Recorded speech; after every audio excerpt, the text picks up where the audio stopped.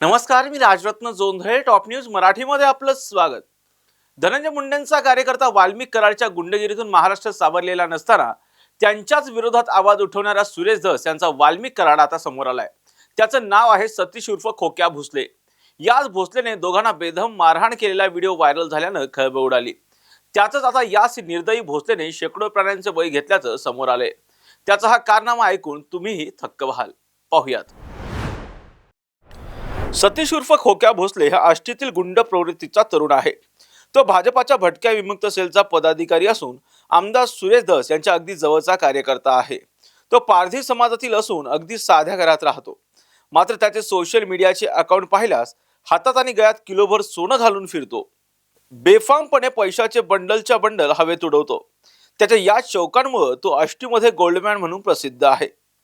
अर्थात त्याने हा पैसा कुठून कमावला, याचा नेमका इन्कम सोर्स काय, याविषयीची कोणालाच माहिती नाही. मात्र भोसले हा संतोष देशमुख यांची हत्या करणाऱ्या गुन्हेगारांपेक्षा फार काही वेगळा आहे असंही नाही. कारण हाडामासाच्या माणसांवर जराही दया न दाखवता त्यांना अमानुष मारहाण करणाऱ्या याच भोसलेने शेकडो मुक्या जनावरांचा जीव घेतलाय. हरिण, काळवीट, मोर आणि ससे यांना मारण्याचा तर रेकॉर्डच त्याने केलाय. त्याने आणि त्याच्या गँगने मिळून आतापर्यंत 100हून अधिक हरण आणि काळवीट संपवले असून जवळपास 200हून अधिक ससे त्यांनी मारले आहेत. तर आतापर्यंत अनेकदा राष्ट्रीय पक्षी असलेले मोरही त्याने मारले आहेत. आष्टी, शिरूर, पाटोदा आणि इतर परिसरातील गायरान जमिनीमध्ये जाळ लावून भोसले आणि त्याची गँग या प्राण्यांना आणि पक्ष्यांना पकडते. त्यानंतर गल्लोरीच्या सहाय्याने त्यांना मारलं जातं. गेल्या अनेक वर्षांपासून हे निर्दयी नराधम मुक्या जनावरांचे जीव घेत आहेत. ज्या जनावरांना वन्यजीव कायद्याअंतर्गत विशेष संरक्षण आहे, मुख्यतः तशा शेकडो जनावरांचे बळी या गँगने घेतले आहेत. या जनावरांना निर्दयीपणे मारून त्यांचं मांस खाण्याचे शौक या मानवरूपी जनावरांना आहेत. अर्थात जनावरांची हत्या केवळ मांस खाण्यासाठी केली जात होती की यामागे आणखी काही कारण आहेत? हत्या केलेल्या प्राण्यांची तस्करी व्हायची का, हा देखील प्रश्न आता उपस्थित झालाय. मात्र इतक्या मोठ्या संख्येने प्राणी मारले जात असताना याविषयी वन विभागाला अद्याप कुठलीच कल्पना कशी नाही, किंवा कल्पना असूनही जाणून बुजून दुर्लक्ष केलं जात आहे का? आणि भोसले आणि त्याच्या गँगवर अजून कुठलीही कारवाई का झाली नाही, हा प्रश्न आता उपस्थित होतोय.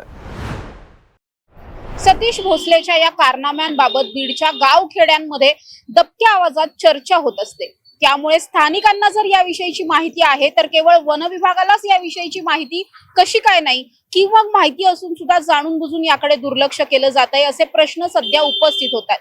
त्याचबरोबर मुक्या जनावरांसाठी कर्दनकाळ बनत असलेल्या या खोक्याच्या डोक्यावर नेमका कोणाचा राजकीय वरदहस्त आहे, कोणत्या नेत्याच्या आशीर्वादाने तो इतके सगळे गुन्हे करतोय आणि त्याच्यावरती साधी एक कारवाई सुद्धा होत नाही, हा सुद्धा प्रश्न उपस्थित होतोय. आणि हा नेता कोण आहे त्याचा शोध लावणं सुद्धा तितकंच गरजेचं बनलंय. त्यामुळेच आता ही सगळीच प्रकरणं समोर आल्याच्या नंतर राज्यभरातूनच या खोक्याच्या विरोधात अनेक प्रतिक्रिया उमटताना पाहायला मिळतात. त्याच्यावर कठोरातली कठोर कारवाई करण्याची मागणी सुद्धा केली जाते. त्यामुळे आता तरी वन विभागाला या सगळ्या प्रकरणात जाग येणार का, हे पाहणं महत्वाचं असणार आहे. तर दुसरीकडे मारहाणीच्या प्रकरणामध्ये गुन्हा दाखल झाल्यानंतर गेल्या 1.5-2 दिवसांपासून सतीश भोसले हा फरार असून त्याचा पोलिसांकडून शोध सुद्धा सुरू आहे. कॅमेरा पर्सन निलेश सह समृद्धी जाधव, टॉप न्यूज मराठी, पुणे.